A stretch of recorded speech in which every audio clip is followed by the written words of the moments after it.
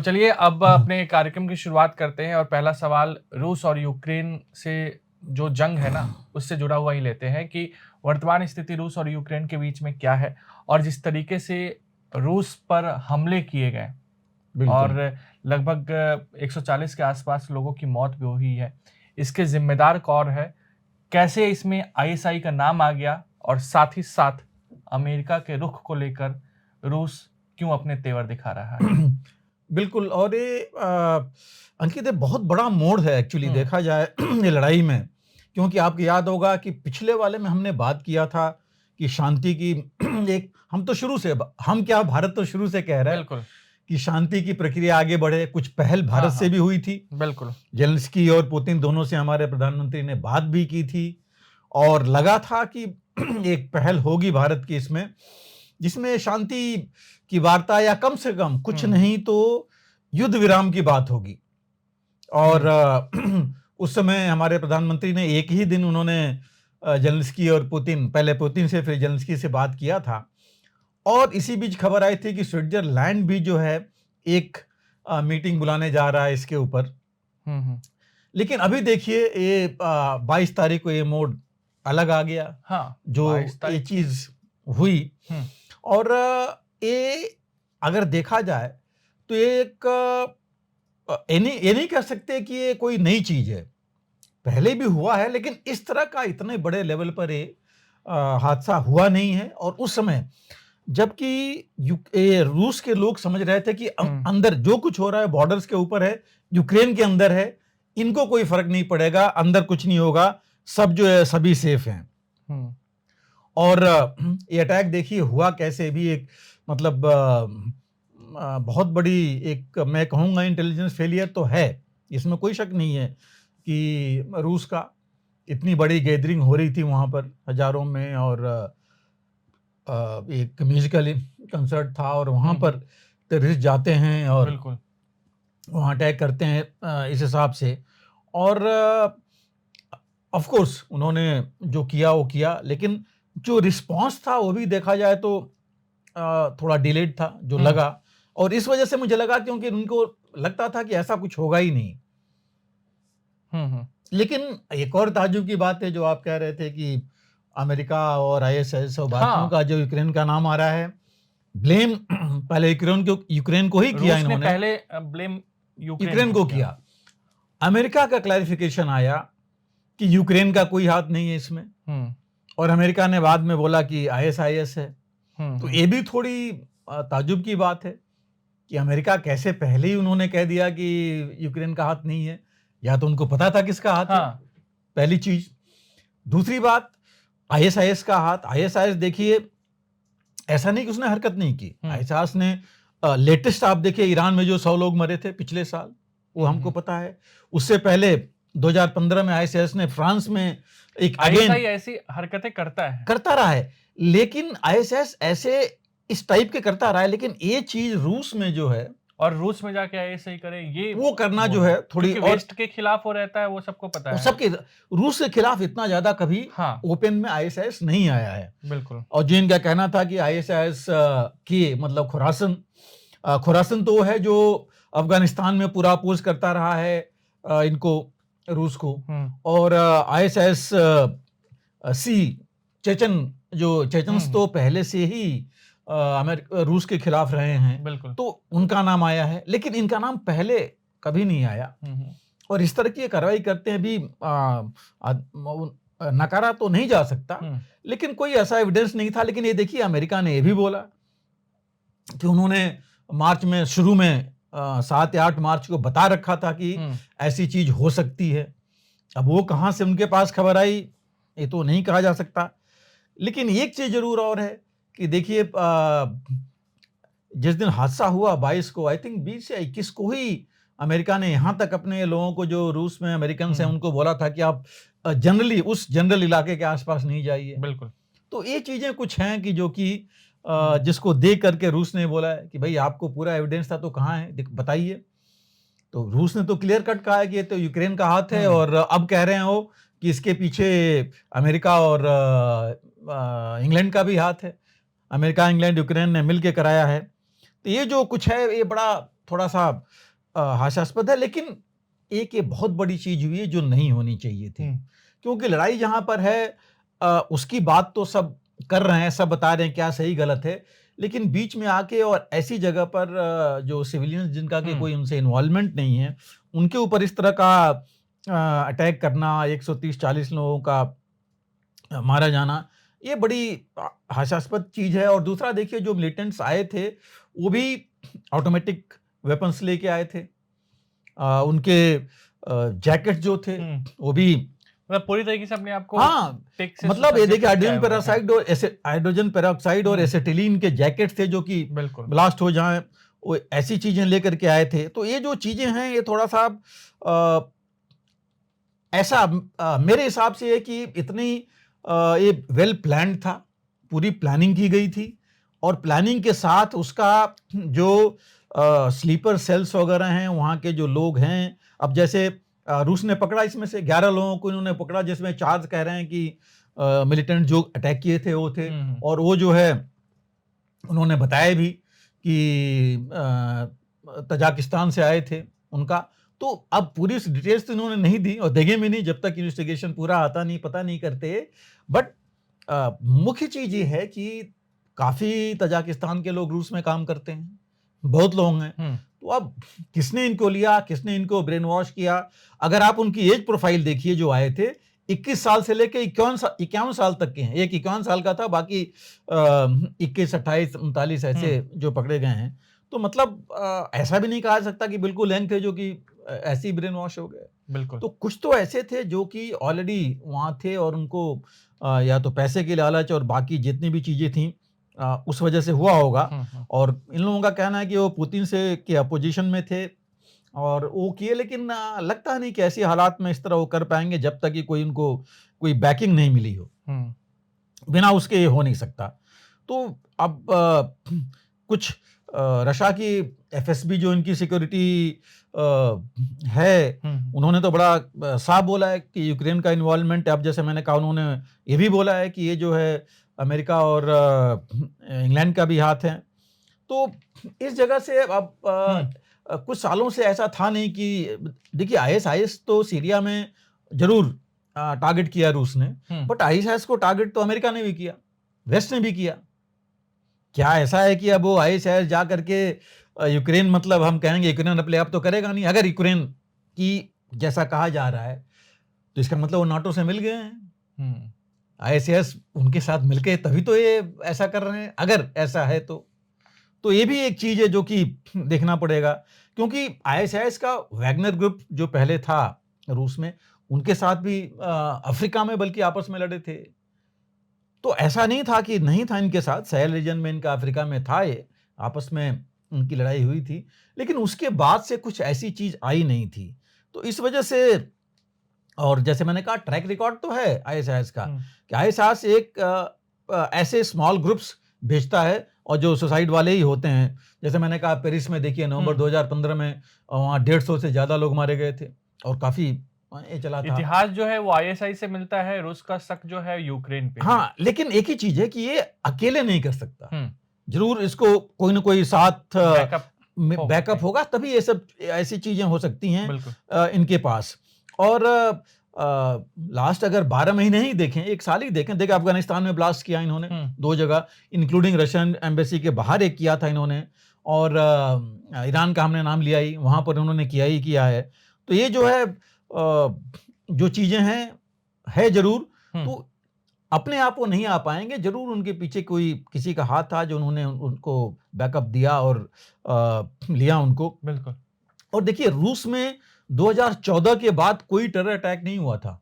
2014 में आपको पता है टेरर अटैक हुआ था, जबकि स्कूल में कुछ बच्चे थे जहां पर कि टेररिस्ट अंदर चले गए थे। लेकिन टूरिस्ट के रूस की अपना एक पॉलिसी है कि वो कभी भी टेररिस्ट के आगे झुकेंगे नहीं, बातचीत नहीं करेंगे।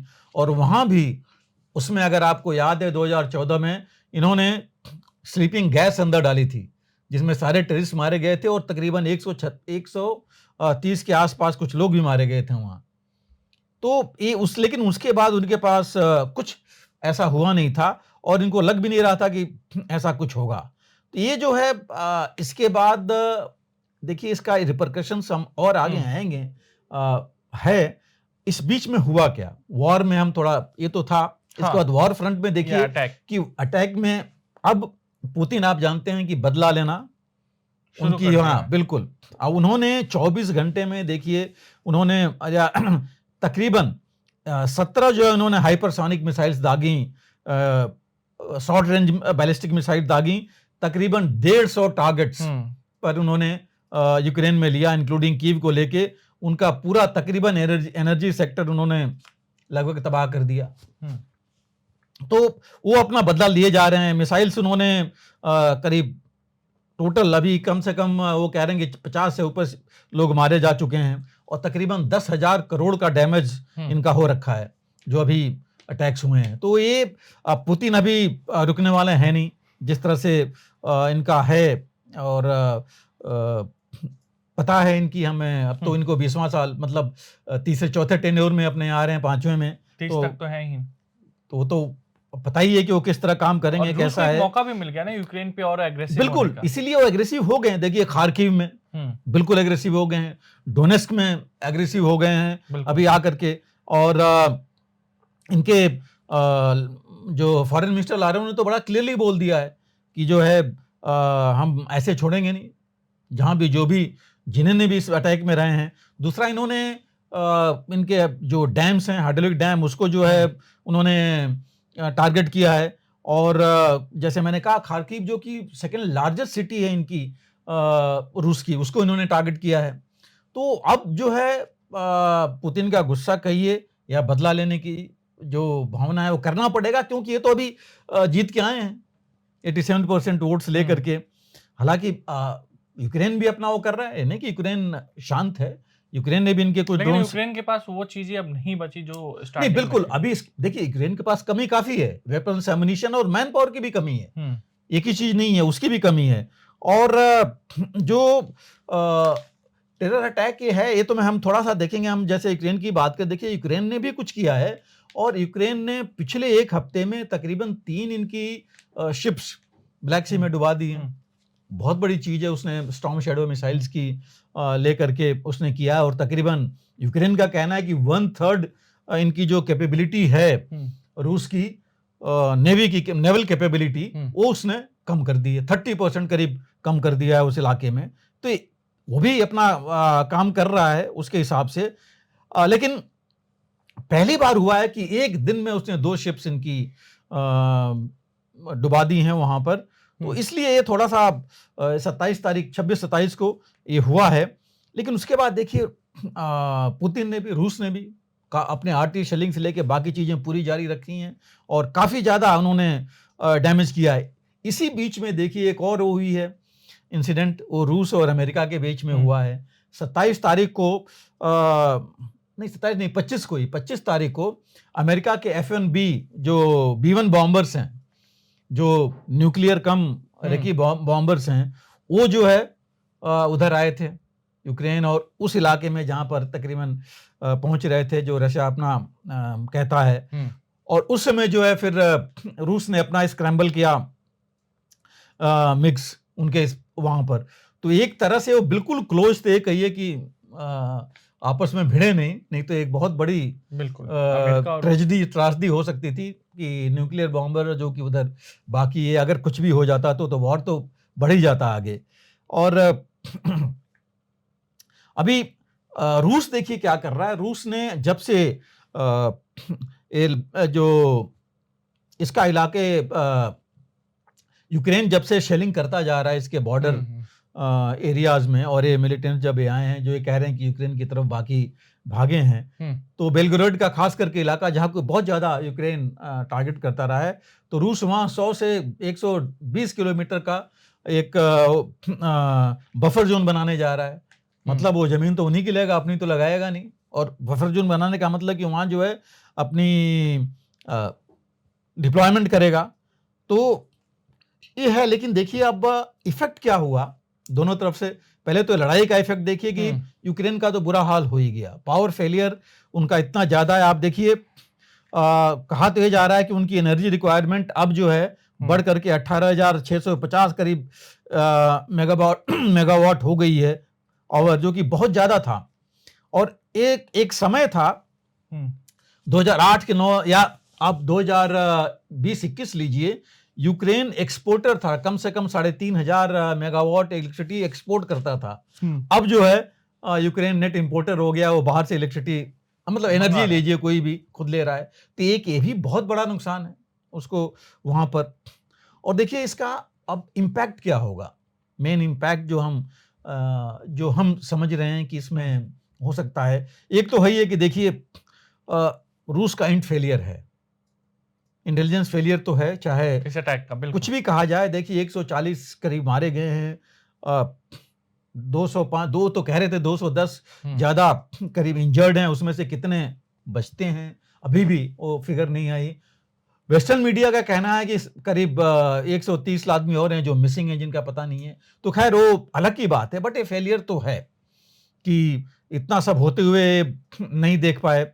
दूसरी चीज, अगर हम रूस की ही बात माने तो यूक्रेन और नाटो के साथ मिलकर के इतना बड़ा कारनामा कर सकता है अब इनके बीच में, मॉस्को में जाकर के, तो बाकी भी कहीं भी कर सकता है। तीसरी चीज जो हुई है रूस में, रूस के लोग अब पहले नहीं डरते थे, अब डरने लगे हैं कि अगर मॉस्को में हो सकता है तो हम बाकी जगह कैसे सेफ रहेंगे। अगर ये चीज है तो मतलब बिल्कुल सेफ जिसे कहते हैं, फुल्ली सेफ हैं, वो तो थोड़ा बहुत तो उनके दिमाग में आएगा।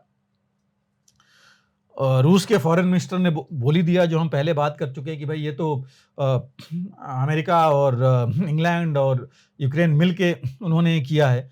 अगर ये है तो, हालांकि उनका ये कहना है कि जिस तरह अमेरिका ने अटैक के होने के तुरंत बाद बोल दिया कि यूक्रेन इन्वॉल्व नहीं है, वो कहते हैं ऐसे ही हमको बताता है कि क्यों ऐसे उन्होंने दिया, अमेरिका क्यों आया, क्यों नो एक बैग तुरंत उन्होंने क्यों क्लीन चिट दे दी यूक्रेन को। बिल्कुल, इसका मतलब उनको कुछ पहले से पता था।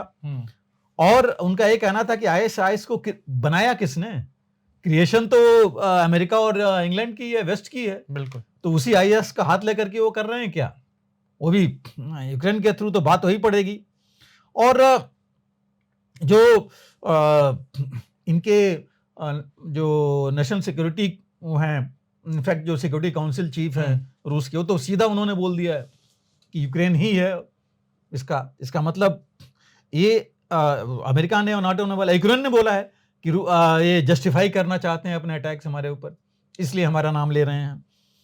और सबसे बड़ी चीज ये है इस लड़ाई तो और बढ़ेगी, इसमें कोई दो राय नहीं है। वेपन्स और एम्युनिशन प्रोडक्शन, जैसे हमने पिछली बार कहा था, रूस ने तो अपना 2 गुना से 4 गुना तक बढ़ा लिया है। इनके पास पूरे अभी आ नहीं रहे हैं यूक्रेन के पास, तो वो मुश्किल है। अमेरिका उधर लगा हुआ है हमास की तरफ, वहाँ इलेक्शन में अपने उनके यहाँ चल रहा है। ये सब चीजें देख करके सबसे बड़ी चीज है कि जो थोड़ी आशा बनी थी वो कि शायद युद्ध विराम की कोई बात आगे बढ़े, वो लगता नहीं बढ़ेगी, क्योंकि पुतिन ने तो बड़ा साफ बोल दिया है कि इवन स्विट्जरलैंड में जो 15 या ज्यादा देशों की मीटिंग होने वाली, इस बारे में वो उसमें नहीं जाएंगे, न अटेंड करेंगे। और उन्होंने यह भी कहा है कि जब तक रूस नहीं अटेंड करता तब तक कोई मतलब नहीं है किसी भी प्रपोजल का।